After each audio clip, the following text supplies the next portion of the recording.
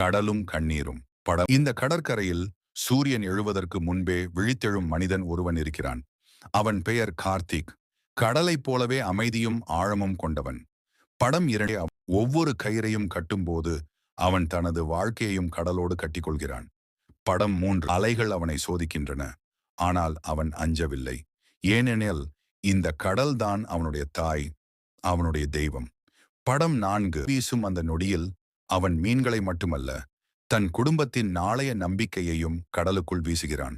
படம் 5. கடல் அமைதியாக இருக்கிறது. வலையில் மீன் இல்லை. ஆனால் கார்த்திகின் கண்களில் ஏமாற்றம் இல்லை. பொறுமை மட்டும் இருக்கிறது. படம் 6. சூரியன் மறையும் போது அவன் காலியாக திரும்புகிறான். ஆனால் அவன் மனம் நிறைந்திருக்கிறது. ஏனெனில் இன்னொரு நாளும் அவன் உயிரோடு திரும்பினான். படம் 7. கரையில் அவனை எதிர்பார்க்கிறது அவன் குழந்தையின் புன்னகை. அந்த புன்னகைதான் அவனுக்கு கிடைத்த இன்றைய மிகப்பெரிய பிடிப்பு. படம் 8. மீண்டும் கடல் அழைக்கும். அவன் மீண்டும் செல்வான். ஏனெனில் மீனவன் வாழ்வது கடலுக்காக அல்ல, நம்பிக்கைக்காக.